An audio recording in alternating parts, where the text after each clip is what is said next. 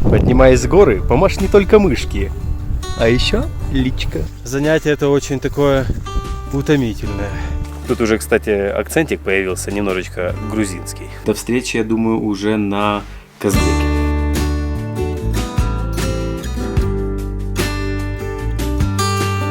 И вот снова планируется поездка, на этот раз в Грузию на гору Казбек. И у меня тут очень много вещей насобиралось, которые нужно будет упаковать в один рюкзак. Вот это вот все, ну кроме вот этого вот рюкзачочка.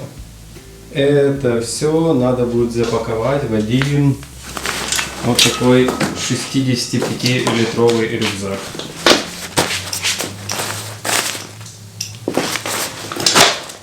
Упс.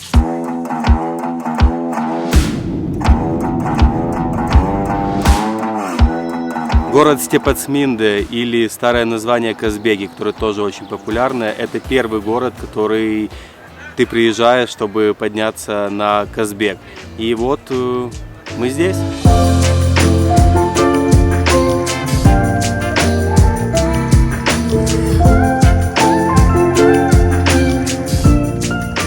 План на сегодня очень простой. Мы поднимаемся к церкви Гаргети и уже начинаем акклиматизироваться. И мы уже на высоте 1800 метров.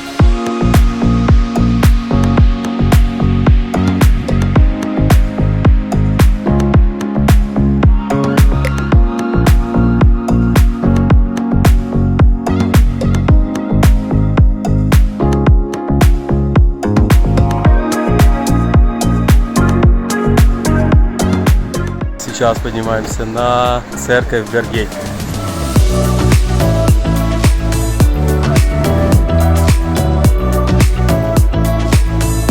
Для тех, кто не знал, погода в горах — это ты такой нежишься на солнышке, и спустя 3 минуты начинается дождь и гром, а потом еще 10 минут идет дождь, и потом снова выходит солнце. Так что те, кто там не был в горах, поедьте, попробуйте этот прикол. Ну, под дождем, но с хорошим настроением. На 3-й день, как порядочные люди, мы сдали тест, и пока будут делаться это все, мы уже сегодня прямо пойдем в горы и по плану дойдем до так называемой зеленки.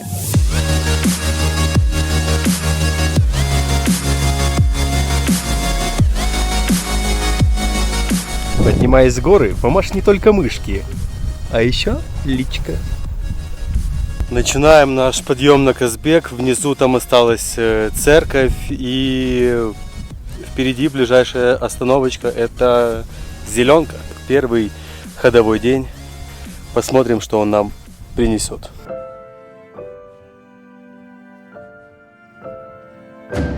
Ой, обожаю этот июньский нежный грязный снег. Кайф.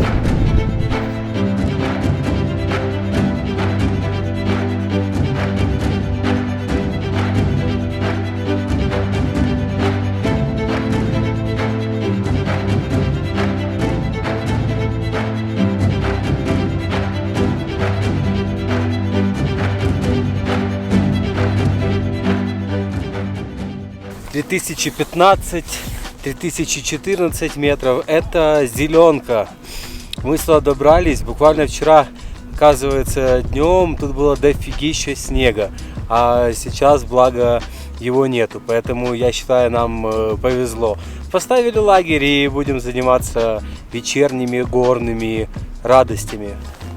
Собственно, горы, природа и отсутствие интернета. Хочу немножечко рассказать такой всей теории для тех, кто немножко не понимает и не знает, что такое большие горы. Ну, 5000 это такое вот начало для альпинистов, но в целом свыше 3500 метров необходимо проходить акклиматизацию. Что из себя представляет акклиматизация? Все очень просто. Тебе нужно понемножечку, по метров 600-800 набирать там ежедневно и ходить на точки повыше, там плюс 500 метров. Для того, чтобы организм привык к высоте, и ты смог без проблем подняться на любую, в принципе, горку. И вот именно этим мы сейчас занимаемся и параллельно понемножечку идем. То есть наш план очень простой. Мы сейчас поднялись на 3000, завтра мы поднимемся на 3600. И там прогуляемся спокойненько до 4, уже без рюкзаков. И потом спустимся, переночуем. То есть мы активно получаем акклиматизацию. И потом мы, когда будем подниматься уже на эти 5000 заветные, тогда нам не будет плохо. Потому что если словить горную болезнь, действительно горную болезнь, а не канал на YouTube, который такой есть. И, кстати, очень рекомендую, чтобы понять, что такое высотный альпинизм. Необходимо проходить акклиматизацию для того, чтобы отлично себя чувствовать, как я сейчас. Только я имел неосторожность сказать, что чувствую себя хорошо, как начала дико болеть голова, и уже, не знаю, часа 3 просто лежу, а там колокола. Короче, вывод такой: не базарь раньше времени.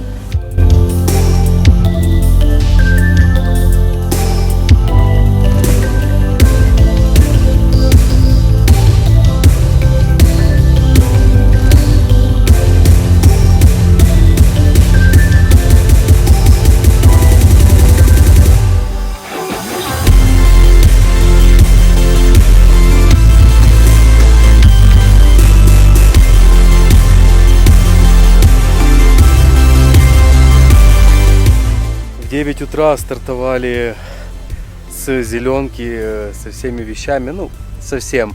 Наша цель — это метеостанция, которая где-то вон там. Красота неописуемая, конечно.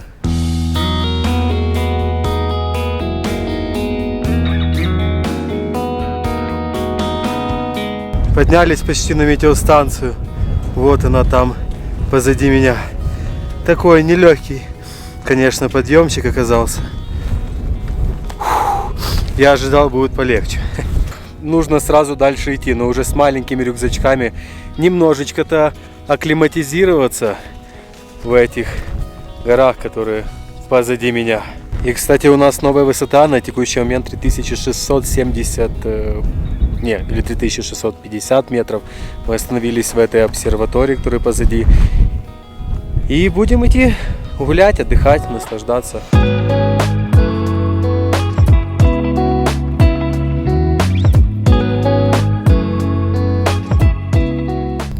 Пахнет 3700 метров. Прям отчетливо.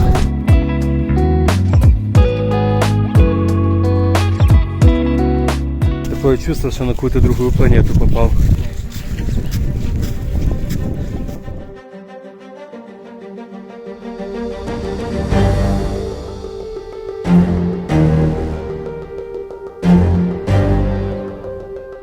Как-то на 450 сложновато. Башка начинает болеть. Ну и кислорода меньше, само собой. Короче, тяжко малость.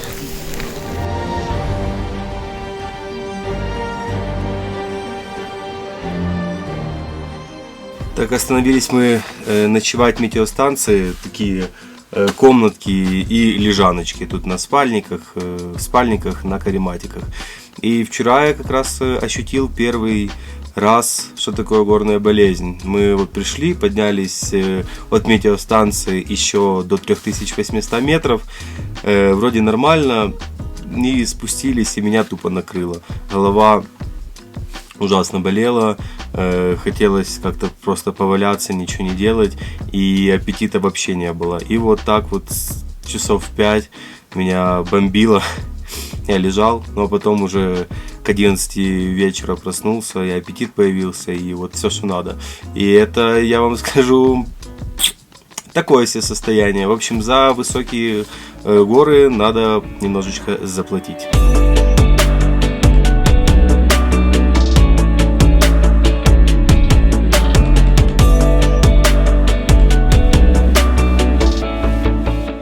Но это лучше, чем спать сейчас на улице, где капитально дует, капитально. И погодка вроде начинает ухудшаться.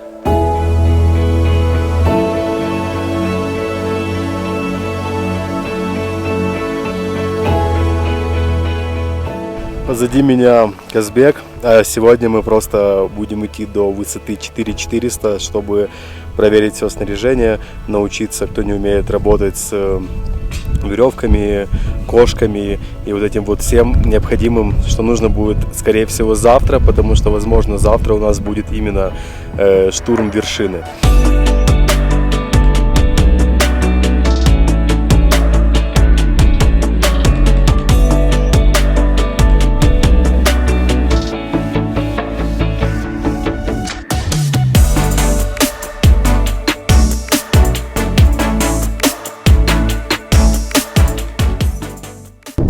Что-то галимо. Вот спускаться чисто по кайфу, а набирать высоту, подниматься как-то совсем не прикольно. Что на сегодняшний день я пришел к тому, что я люблю больше спускаться, чем подниматься. Наверное, это мой сноубордический опыт во мне ликует. Но в целом тяжело. Реальная такая борьба. Местами чувство, как будто тебя взяли и высосали, и выжали как дольку, как половину апельсина. Сегодня был такой день, когда мы утром вышли для того, чтобы окончательно акклиматизироваться и прогуляться в связках, в кошках и вообще как бы почувствовать полностью всю экипировку, которую нужно брать прямо на штурм вершины. Штурм вершины подразумевает, как мы утром выходим и поднимаемся на самый верх. И вот у нас сегодня была такая проба, но не на самый верх, а до высоты 4200 с 3650. И честно говоря, я охерел. Было реально стрёмно, не стрёмно, было сложно, потому что валил еще такой вот снег сильный и ветер, и вот это вот все, и ты вот в какой-то момент чувствуешь, что ты какой-то просто опустошенный, и ничего не хочется. Ты просто делаешь шаг, шаг, шаг, шаг, шаг, шаг. Все, дует, холодно, то жарко, то холодно, и вот ты просто ни о чем даже не думаешь, реально такой опустошенный. Мы пришли, отдохнули, покушали, и вот совсем недавно руководитель группы говорит: как вообще там себя чувствуете? И завтра там планируется окно. Окно погодное означает хорошая погода. Погодное окно для восхождения, и можем уже завтра как бы сделать штурм. Он раза 3 это повторял, и мы так раза 2 типа менжевались, не совсем понимали. Ну, да, нет, по самочувствию. На самом деле уже как бы самочувствие классное, когда ты спускаешься, голова перестает болеть и все хорошо. Ну, в итоге мы приняли решение, что завтра в 2 часа ночи начинаем наш штурм вершины. И по плану это где-то 8 часов подъема и потом где-то часов 6 спуска. Ну вот реально вот такая 12-часовая смена, которую надо отлупашить. И это будет сложно. Как вообще происходит быт в горах? Мы могли жить на улице в палатках, и вот здесь метеостанции, как в лагере базовом, так называется базовый или штурмовой лагерь. Вот. Мы в этом штурмовом лагере готовим, здесь не дует, но здесь все равно в комнате там 11 градусов тепла, батареи, чего-то еще нету. Все вещи, которые промокли, ты на себе это все высушиваешь. Туалет, благо, он есть на улице, но это просто камнем такая будка и дырка в полу. Честно говоря, это в разы, это в миллионы раз лучше, чем просто где-то искать место под камнем, где меньше дует. Ну вот мы так вот живем достаточно комфортно, питаемся, ходим, и это реально не для всех. И помимо этих всех фотографий, которые видно, которые есть, там фото, видео, красивые горы и прочего, очень много вот такой вот, возможно, не самых приятных моментов для многих людей, которые только видят фотографии, но не знают, что за ними стоит. Завтра утром штурм вершины. Я действительно очень сильно постараюсь это все заснять. И пусть завтра будет хорошая погодка и самочувствие. Час ночи собираемся к штурму вершины. Доброе утро. 4 утра, и мы именно in the middle of nowhere. Снежок и туман.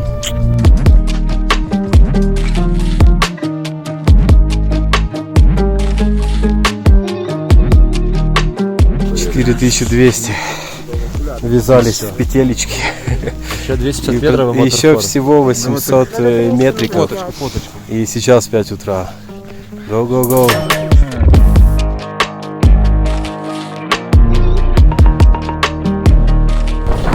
Весело тут у нас. Уже на 450. Фух. Конечно, занятие это очень такое утомительное. Я бы сказал, да, именно так. Было принято решение возвращаться на 4500, потому что погода совсем портится, и, наверное, чем выше, тем хуже, а потом еще вернуться надо, поэтому лучше сходить 2 раза, чем ни одного. Вершина там. Наши планы как погода в горах. Очень быстро меняются. Чуть-чуть спустились, надели кошки и такие, ну давайте снова пойдем. Когда ты уже мечтаешь о том, ты сейчас будешь лежать в кровати и именно чилить, как боженька, ты надеваешь кошки и идешь обратно. Суровые парни. Ну короче вот так вот. Это сперва тебе сахарок, а потом как дадут леща. Вот так вот мы тут и живем. На 4500 поднялись и спустились, потому что там такой ветер, снег. В общем, погодные условия диктуют свои какие-то правила. Но ничего, это было тоже классно. Галочку на 4500 поставили. Возвращаемся домой. Может быть, завтра снова попробуем это сделать. Цена этой красоты — это просыпание в час ночи, в 3 выход. Подъем по очень жутким погодным условиям, а потом ты такой принимаешь решение спускаться, и тут открываются такие виды. Ну, я каждый раз, когда попадаю в такое, я понимаю, за что я все-таки люблю горы. Позади меня метеостанция, в которой мы провели прекрасных 2 вроде ночи.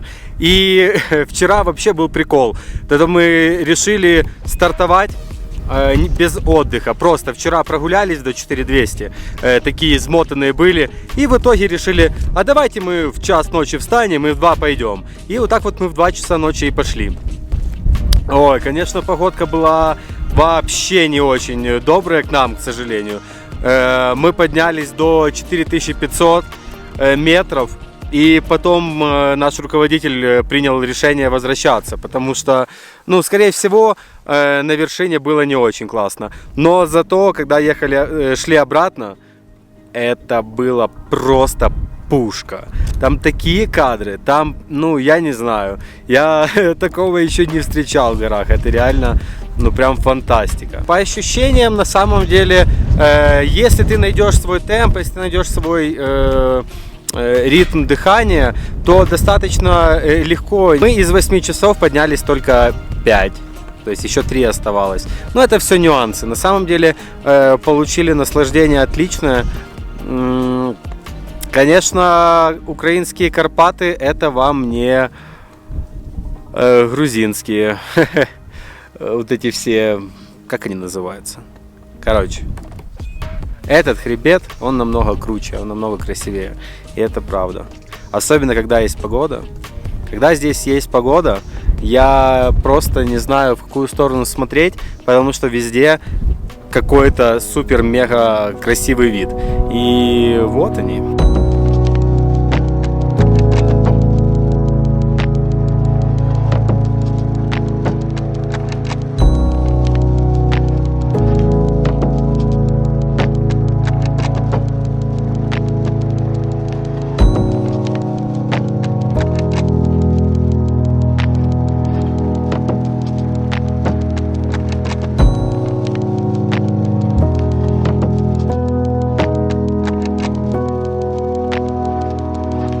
Погода меняется вообще не в лучшую сторону, поэтому даже хорошо, что мы сегодня так прогулялись, и просто по приходу резко была отдана команда: собираемся и валим.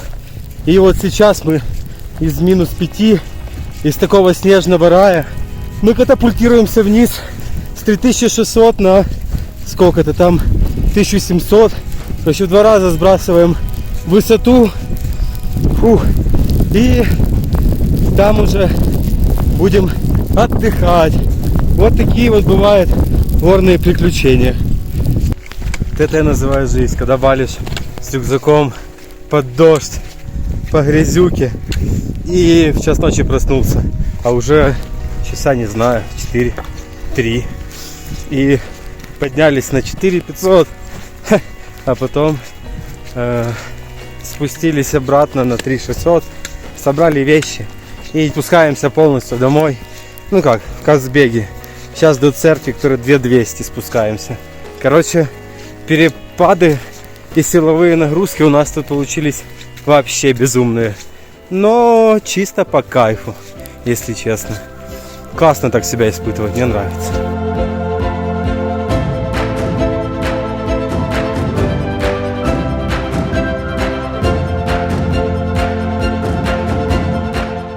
Я прям безумно рад от этого отдыха, от этих гор и от каждого дня, каждого момента, который я здесь провел. Мы сейчас уже приняли решение так же быстро, как у нас каждое решение принималось, идти вверх, спускаться, просыпаться или не ложиться. В общем, это было реально забавно так. И мы уже спускаемся вниз в Казбеге. Было такое принято решение, почему бы и нет. В Казбеге тоже красиво. И вообще Грузия это то место, это место силы, наверное, для многих. И эти все скалы, которые просто окружают меня со всех сторон. И эти все виды я действительно желаю увидеть каждому. И до встречи в новых каких-то видео, путешествиях. И не забудь, там лайк, подписочка, все эти ютубные дела. Ну и, кстати, переходи в мой инстаграм, там тоже очень классно.